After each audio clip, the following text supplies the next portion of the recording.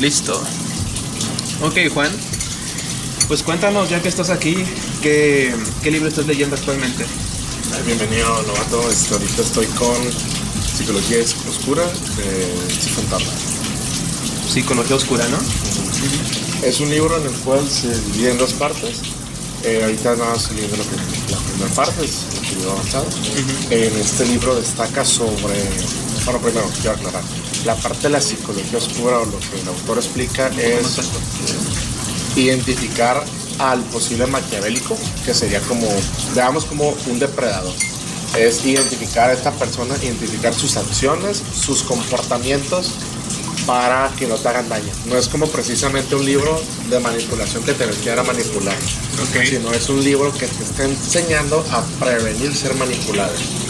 Un libro que te está dando como cierta base, armadura o escudo de patrones tendenciales de una persona maquiavélica. Y aunque, como dice el propio libro, puede sonar muy extremista que una persona llegue a tal grado de cinismo, a tal grado de poca ética, poca moral. Sin embargo, pues sí es posible, si hay casos y pues ocurre, ¿no? Hay que estar prevenido. Siento que todos en algún punto de nuestra vida hemos pasado por alguna deslealtad o por alguna especie de manipulación. El libro lo que hace más que nada es brindarte la inteligencia emocional para que puedas prevenir caer en algún tipo de engaño orquestado por estos artistas, porque literalmente son artistas del engaño. Sí. Se les describe como aristócratas maquiavélicos, que básicamente son como estafadores y manipuladores de emociones y demás, ¿no? Sí, manipulan básicamente todo. Y el libro, por lo que he estado leyendo hasta ahorita, lo que hace es describir a una persona para que tú puedas identificarla y también describir patrones o de comportamiento del ser humano. Ok.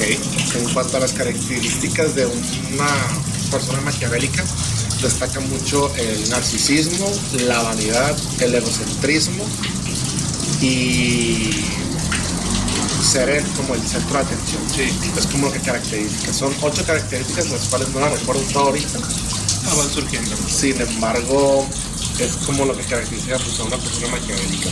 De hecho, algo que también lo caracteriza es como su propia inteligencia emocional, porque lo que hace más fuerte o poderoso un maquiavélico es mientras menos inteligencia emocional tenga, más poderoso se hace. ¿Por qué? Porque su ética y su amoral va disminuyendo, lo que le permite hacer actos perversos sin el resentimiento de la culpa o el resentimiento de la duda, pues. Okay. Simplemente basan todo su comportamiento en su inteligencia y pues suelen ser personas muy racionales, muy inteligentes, muy astutas, que tienen cero inteligencia emocional, y justamente esa inteligencia emocional nula es la que los hace pues hacer actos como estafas, mentiras, engaños. Sí. Como no sienten culpa o remordimientos, pueden actuar por su propio interés. Sí, todo por su propio interés. Como diría el libro de Nicolás Maquiavélico, el fin justifica los medios, que también el libro de Psicología Oscura hace referencia al principio de Maquiavélico. Okay. Que es como el libro base o la central sobre Maquiavélico. ¿Ya lo terminaste el libro o vas por la mitad? Como voy en la primera parte. En la primera parte. Y ya sabes todo eso, Es que está bueno. Oye, pues qué interesante que el libro, en vez de enseñarte a cómo manipular tú a los demás, te enseña más bien a defenderte de esas acciones de los demás, ¿no? Para que no caigas en sus trampas psicológicas y demás. No, está excelente. Pero también supongo que a la hora de tú entenderlos, para que no te suceda y para prevenirte, de alguna forma ya estás averiguando cómo actúan ellos y puedes usarlo a tu beneficio, ¿no? De alguna forma. Sí.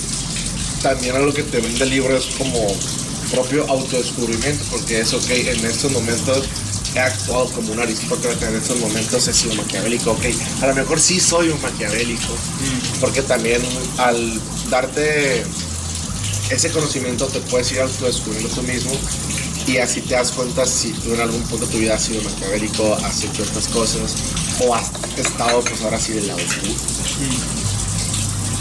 Y donde tú vas en el libro ya tienes una lista de qué medidas tomar para no caer en las trampas psicológicas de los demás? ¿O hay algo en concreto que te digas que tienes que hacer, sabes? No, de momento solamente estamos Como describiendo y demás, ¿no? El comportamiento y todo. o sea, describiendo el comportamiento y dando algunas como nombres, bueno, como etiquetas que utiliza el autor para describir, por ejemplo, algún comportamiento. Como habla mucho sobre la aristocracia, lo que es el maquiavelismo, la inteligencia emocional, comportamiento del ser humano, un poco de programación neurolingüística. Está bueno entonces el libro, ¿no? Es una rama completamente distinta de la psicología que no conocemos. ¿Tú consideras a estas personas que pueden dejar las emociones a un lado para enfocarse puramente en lo racional para su beneficio egoísta, digamos? Sí. ¿Los consideras como seres superiores de alguna forma? Sí, totalmente. De hecho, un narcisista no viene en el libro, pero lo escuchan por otros autores. De que un narcisista es como un ser superior, es como el depredador de los seres humanos. Porque es una persona que solamente ve por sí mismo y es capaz de hacer cualquier cosa por sí mismo, pues, o sea, siempre busca su propio beneficio. Y hay ciertos grados de narcisismo, mientras más dañado psicológicamente, emocionalmente, o sea, mientras más roto esté el narcisista, más poderoso se hace, porque suelen buscar cosas como la venganza, y mientras más roto estás, más venganza busca, entonces más despiadado te vuelves. Cuéntanos, Juan, ¿tú piensas que estas características narcisistas de las que hablas son heredadas o fueron acontecimientos en su vida que se fueron desarrollando? O un poco de las dos. Siento que no creo que tenga que ver con la genética ni con herencia, pero sí puede ser algo que hayas aprendido en casa. O puede ser algún evento que te haya marcado en tu vida. Ok. ¿Piensas que es más entonces mediante la práctica y la educación de los padres y demás, ¿no? Sí. O sea, no es como que vengas de una familia de manipuladores y tú también lo sabes. O sea, siento que es algo como más como que brote espontáneamente. Ok. Al final de cuentas, el narcisista es una persona rota. Entonces Sí. no es como que vengas de una familia donde todos estén rotos emocionalmente. Simplemente pasó algo en tu vida que te rompió por completo y te hizo pasar por otro lado. Ok. Estas personas, Juan, ¿crees que tienen una tendencia al crimen y al asesinato? Como tal, no. Bueno, el asesinato no lo creo. ¿Por qué? Porque el maquiavélico lo que hace es dañar, es puro daño emocional y pura, por así decirlo, psicología. Entonces no requiere de contacto físico, no requiere o sea, solamente juega con tu mente, te manipula. O sea, por ejemplo... Sí, para que le prestes dinero o para que te dejen entrar a un lugar, lo que sea. Por ejemplo, en vez de llegar y golpearte, llega y te amenaza. Te amenaza con algo con lo que sí te Ya, adora. no se mete en un frente a frente físico, Exacto. sino que más bien va por la vía psicológica para evitar precisamente eso. Exacto. De hecho, normalmente suele ser más palabra que acto. Es como en una película de Spider-Man que le dice el Duende Verde de Spider-Man. No, le dice el Duende Verde al Harry Osborn de que primero debe destruir el corazón del Hombre Araña y primero debe atacar a Mary Jane. Algo así es lo que haría un aristócrata maquiavélico. Primero destruye el corazón de su víctima, destruye sus emociones, y ya una vez que las emociones de la persona están sueltas o están fuera de control,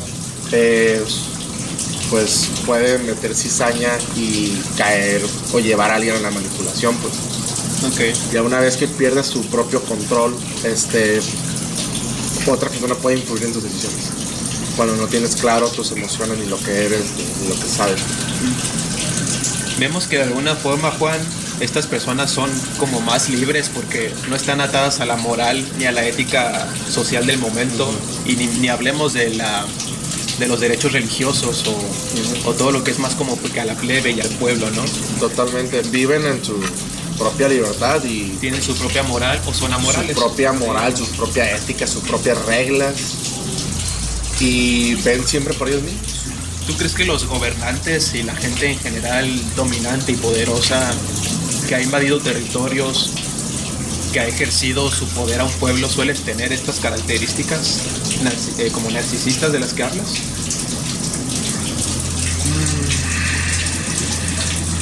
Porque es como si estuviesen en una...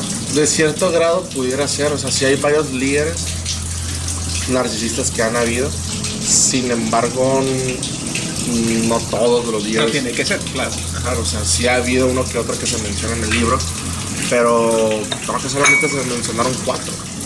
No recuerdo los nombres, pero solamente son 4. Y la mayoría no eran precisamente líderes, sino eran como estafadores o dueños de burgueses o dueños de casinos, pues. Okay. Entonces, no van tan relacionados a la política, sino van más relacionados como al libertinaje. Ok. ¿Sabes de qué me acordé, Juan? De un libro de Fyodor Dostoyevsky, un ruso existencialista. El libro se llama Crimen y Castigo. No sé si te suena. ¿De qué va? Se trata de un joven que decide en algún momento de su vida, por una serie de condiciones que lo llevan a ello, como una falta de economía estable, y decide en un momento de su vida matar a una mujer para robarle sus joyerías y demás. Pero la culpa lo termina llevando a límites en los que ya no puede aguantar con su propia psicología y tiene que expresárselo a alguien, tiene que confesarlo.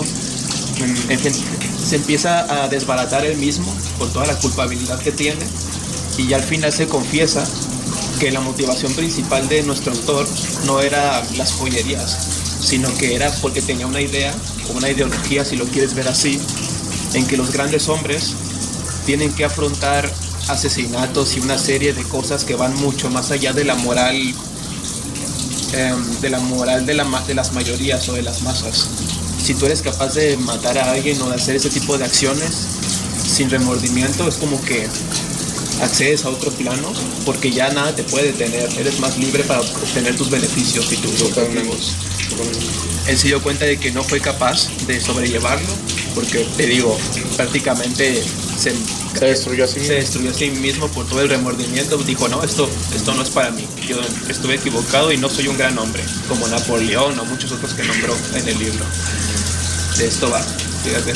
De hecho, no precisamente en el libro de Psicología Oscura, pero sí en la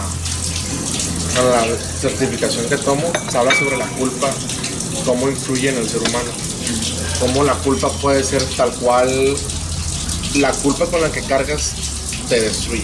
Sí. Ya sea, puede que tú mismo te hagas tu propia paranoia en base a lo que creas o quieras creer o como tú quieras ver lo que está sucediendo. Y eso te puede llevar hacia la culpa a sí mismo, en plan de, es que no fui suficiente para tener el trabajo, no fui suficiente para una relación de pareja, no fui suficiente para seguir, no sé, haciendo ejercicio todos los días. Y esa culpa, ¿a qué te lleva? A alejarte más de ese objetivo y pues irte destruyendo poco a poco. O sea, sí. Es como la culpa sería ser el peor enemigo del ser humano, porque en ese momento te vuelves tu peor juez y tu peor enemigo. Voy a meter aquí, Juan, a ver qué opinas, un poco de la religión, para que enlazándolo con la culpabilidad. Me da la impresión que la culpabilidad tiene menos efecto cuando las reglas y la moral es puramente secular, o sea, cuando se elimina todo el tema religioso, porque a las reglas, cuando las reglas recaen únicamente en los hombres, es como que se acepta que son ambiguas, que son imperfectas, que van mudando.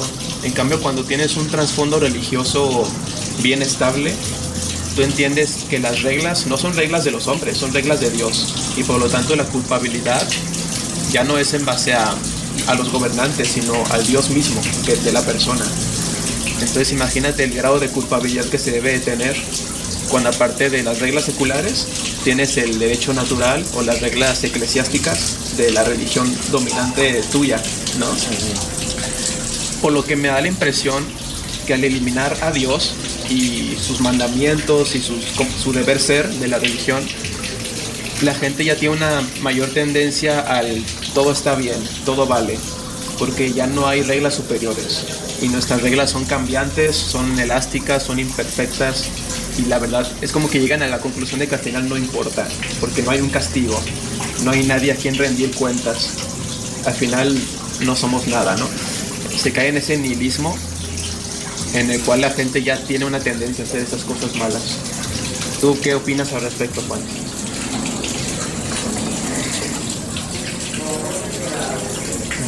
Sí, estás interesante. Sí. Bueno, sin palabras. Sí, es interesante. Sí. Una vez está como una vez haces algo que querías que ya no, que nunca ibas a hacer, te das cuenta que si lo haces puede que a lo mejor despierta en ti un sentimiento de adrenalina, y es como que quiero volverlo a sentir, quiero volver a vivir, y lo vuelvas a cometer.